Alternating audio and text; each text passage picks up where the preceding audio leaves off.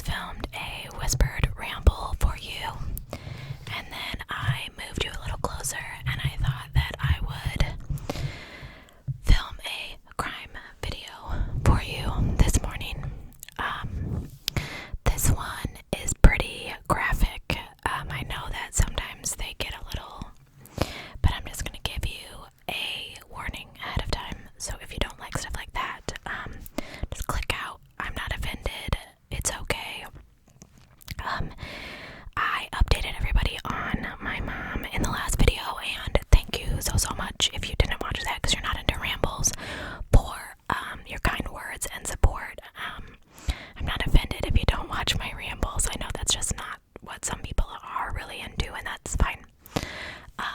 But some of you do watch and comment, so I am trying to keep you up to date. I got my bangs cut, and they are doing whatever they want. So you have to kind of live with them for a couple of days. I don't know if we're gonna be able to live together. Does that make sense? They'll grow anyway. Oh yeah, in my ramble video, I said that we really need a name for our group, for our channel. For example, Graveyard Girl as the Swamp Family, and I would love to have a name for you guys, but I don't want to call you geeks. It's okay for me to call myself a geek, but I don't want to call you guys geeks, because maybe you're not. Maybe you just like true crime. I am a geek. If you ask me any of my hobbies, they're all nerdy, and that's totally fine with me, but I call myself a nerd pretty much on a daily, so, but I'm not going to do that to you. Anyway, enough of me rambling, getting right into the case. So we are going to talk about a pageant queen today, and it's not Tara Grinstead, although I could do that case, but I think everybody's heard that podcast, so you pretty much kind of know that one. This is the case of Anita Cobby. I was horrified by what happened to this nice lady. She is beautiful. I know I say that a lot, but they're all beautiful. Everyone's beautiful. Obviously, she won pageants, so she's on the higher scale of beautiful. I don't know what I'm trying to say here. And what happened to her was just, I think, an unfortunate circumstance of time and place. And I'll talk about that a little bit more once I get rolling here. So, again, graphic warning. The details of what happened to her are a little explicit, and I feel like I have to share them with you for you to get the whole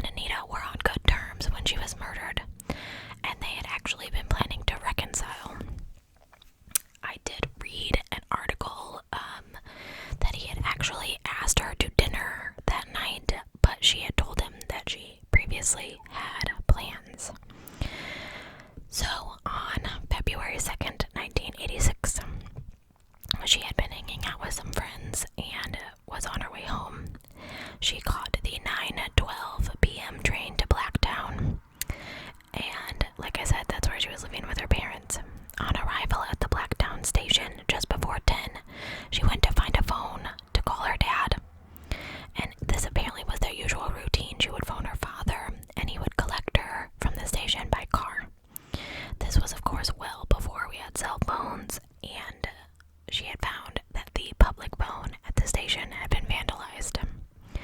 So she decided to walk home. Now, as she did, an HT Holden Kingswood slowed beside her and stopped. 2 of the 5 male occupants jumped out and grabbed her. They pulled her into the car as she was screaming. A 13-year-old boy, his younger sister, and mother heard someone screaming from their house directly opposite and had gone outside in time to see Anita forced into the car. The young boy ran across the street to try and help, but the car drove off before he had reached it. When he returned home, he telephoned the police to report what he had seen. A few minutes later, the neighbor and his girlfriend arrived home, and after being told of the abduction, drove off to search for the car. I think that's so nice. Like, I mean, obviously, you see someone being abducted, you try to help, but then, like, my neighbors would not go looking for me if I was abducted. They'd be like, whatever. So I think that's kind of nice. Anyway, they eventually drove down Green Road and stopped by the now empty car.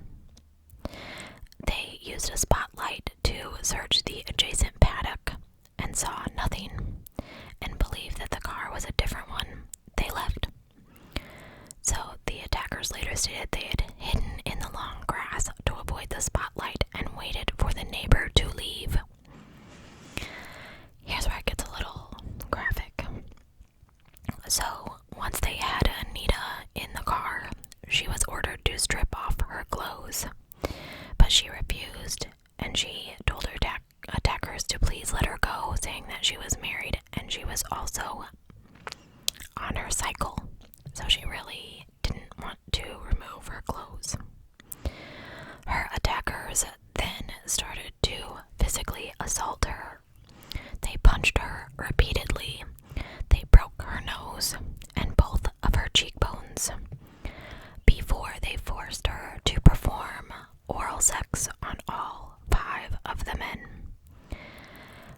I can't imagine how painful it is to have your nose broken, especially with my little broken toe, which doesn't seem that significant.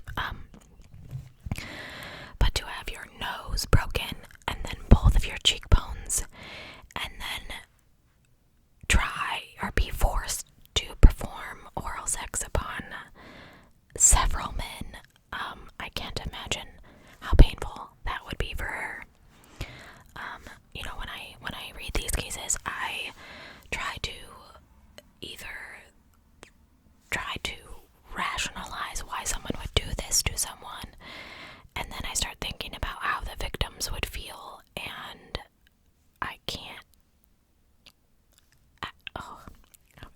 Yeah, okay. So then the 5 attackers drove to a service station to put gas in their car from money they stole from Anita's purse. She was then driven to the secluded paddock, held down in the car, sexually assaulted repeatedly, and then continually beaten by her 5 attackers. They then drug her into the paddock through a barbed wire fence, where they dumped her and continued to sexually and physically abuse her for quite some time before they left her there. We'll talk a little bit more about that in just a second. The next morning, Grace, Anita's mother, woke up and noticed that Anita wasn't in her bed. And, often Anita would spend the night at a friend's house if she'd been out late, so Grace assumed they'd hear from her that morning and she wasn't too concerned. However, that afternoon, she got a phone call from the hospital asking if she knew where Anita was because she didn't show up for her 1 p.m. shift. And it was at this moment that her mother knew that something was wrong. Grace and Gary and Anita's sister Catherine began calling friends and family to ask if they'd seen Anita. And at 8 p.m. that night, they called John, so the estranged but sort of working on it, getting back together husband. He, I guess, was in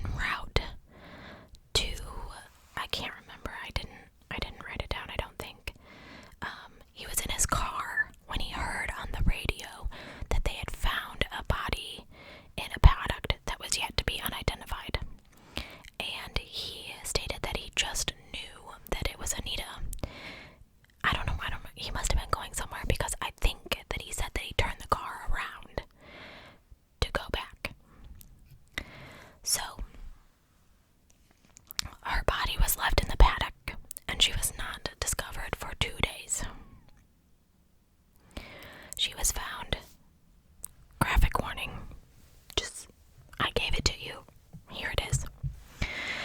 She was found face down and naked, except for her wedding ring.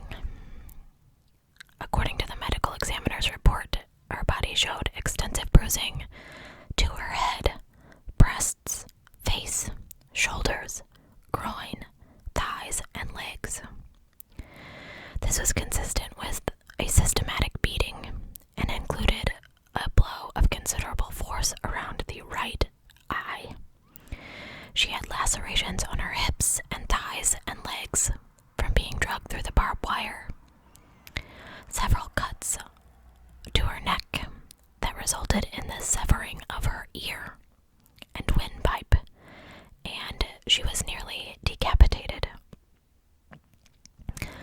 Many cuts to her hands and fingers, resulting in the near severing of 3 of her fingers, which likely occurred when she was raising her hands to her face to try to protect herself from the knife. The medical examiner later testified that after her throat was cut, she would have passed away within 2 minutes. Her eyes were open, which indicated that she had been conscious when she died. The New South Wales government posted a $50,000 reward for any information that led to an arrest. In the hope of jogging people's memories, a police officer dressed as Anita traveled on the 9:12 p.m. train to Blacktown while her colleagues interviewed passengers. Anita's murder was front-page news. Gruesome details of the offenses and the harrowing atrocity gradually unfolded. Understandably, the community, and indeed the whole of Australia, was outraged. Even the police involved in this investigation were deeply affected. Led by Detective Sergeant Ian Kennedy, a top detective in his day, it took the police just under 3 weeks to track down, arrest, and charge someone with her murder. Her husband, John, was of course the first person to be questioned regarding Anita's murder. I know we always lean towards the spouse, and 50% of the time it's true, but he was pushed into a wall by the investigating officer who was determined to elicit a confession. And eventually John said, "Yeah, I did it. I must have." But it didn't add up. Investigators were certain that there had been more than one person, and it didn't look like a crime of passion. And before long, the evidence, of course, eliminated John as a suspect. So, following a tip-off from a police informant regarding a stolen vehicle, police started searching for John Travers, Michael Murdoch, and Les, Michael, and Gary Murphy. They were brothers, the 3 of them, after they discovered that some of them had a history of violence. John Travers had a reputation for carrying a knife. On February 21st, police found and arrested John and Michael Murdoch at John's uncle's house, and Les Murphy at John's house. I don't know why they were at separate houses, but I'm gonna use their last names because there's 2 Michaels, and that's kind of confusing. So Murdoch and Murphy were charged with offenses relating to the stolen car, and they were released on bail.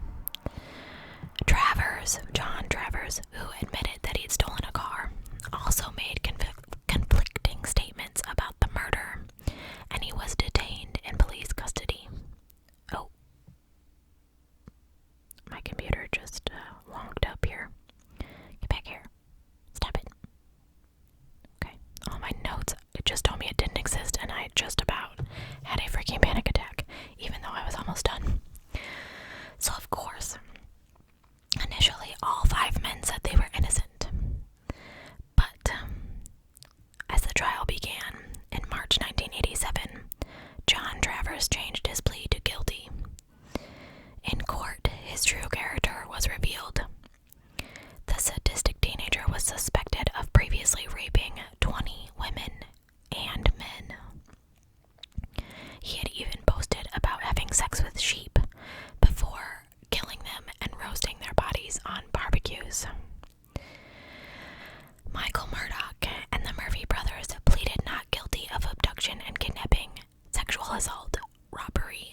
malicious wounding, and murder. That's a lot of charges. In his opening address, Crown Prosecutor Mr. Alan Saunders, QC, told the jury, "You'd be less than human if you're not horrified by what you will subsequently hear." The men were accused of dragging Anita to the car, stripping her before John Travers raped her. After they bought petrol with her money, they drove to the field, drug her out, pulled her through the fence, and they'd beaten and kicked her and raped her repeatedly. I usually try to say sexual assault, but they raped her. Like, let's not sugarcoat it. A frenzied and sordid attack.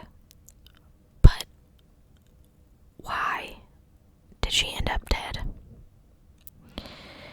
So, a chilling voice recorded shed some light on the matter. When John Travers had first been arrested, he'd asked the police if his aunt, who was known as Miss X in court, could bring him cigarettes. Unbeknownst to him, she had agreed to let the police hide a wire on her. In a tense conversation replayed in court, she had wheedled a confession from John. "We were all drunk and she'd seen us," he explained, saying that the other men told him to do your thing. He said that was why he turned around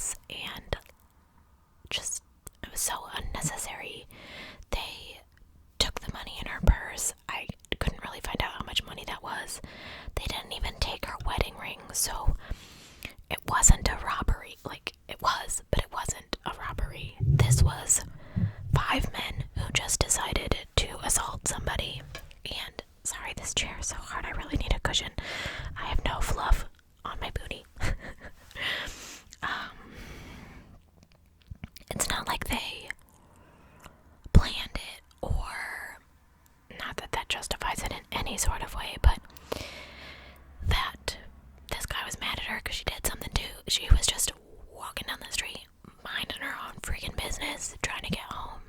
And it wasn't even like it was that late at night. It was 10 o'clock. Like, I know 10 o'clock's not early, but it wasn't like 2 a.m.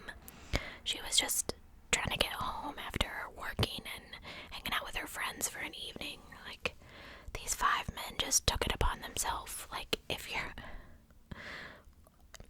that hard up to sleep with a girl, like, I'm sure that there are easier ways to do it than grabbing her off the street. And then, like, among all of that, like, okay, yeah, she saw you, so you murder her, you're gonna go to jail either way. Like, you think that you won't get caught because you killed her, but obviously you did. Now you've spent, and they're all of them but one, I think, are still alive. You spent your whole life in prison for this one act that you committed. So in reality, she's probably the last girl that you ever touched or had sex with. So was it worth it? I get a little heated.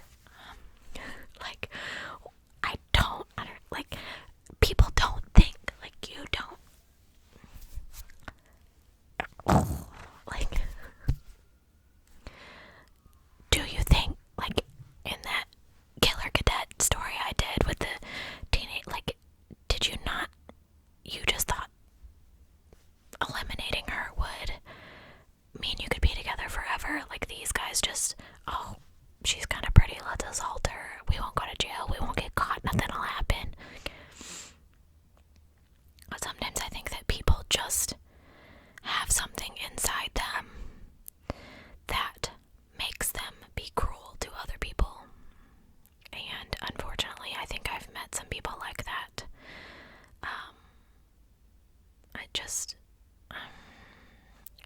Unnecessary crime, which I don't know that any crime is real necessary, but okay. Unnecessary murder really just breaks my heart and fries my cookies all at the same time, because why? Like, why? You could have given her a concussion. She may not have known who the heck you were, and it's not like she had your picture. There is a chance that you could have not been caught, and I don't know. Really ticked off about this case. Like I said, I try to sympathize with, and maybe I shouldn't do that, because then I get really ticked off. I don't. Anyway, what did you think of this case? Had you heard of it? I like to do older cases sometimes. I try to do cases that you guys haven't heard of, or that I have not seen other ASMR artists do. But this was kind of a popular one, so some of you guys have probably, that was my knee, sorry if you could hear that, probably heard of it. I think that's all I've got for now. I have to, like, woo-saw a little and bring it back, rein it in, bring it back. I'm pretty cranky these days. A lot of getting yelled at by my mom and stuff. I have to hold it in because she doesn't mean it, but sometimes I'm so feisty. I feel badly for Sean because he kind of gets and I tried to apologize, like, I didn't mean it, like,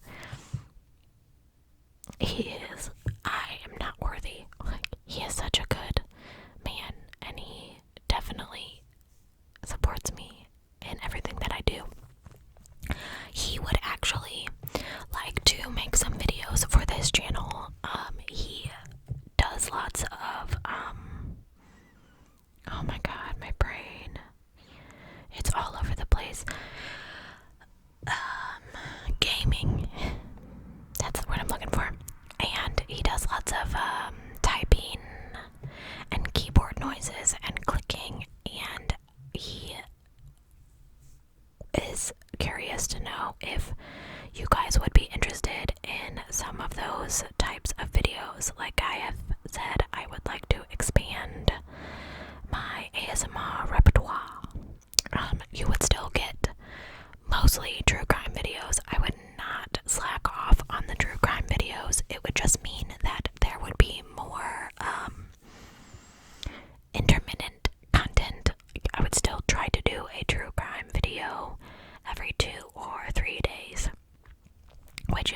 basically the schedule that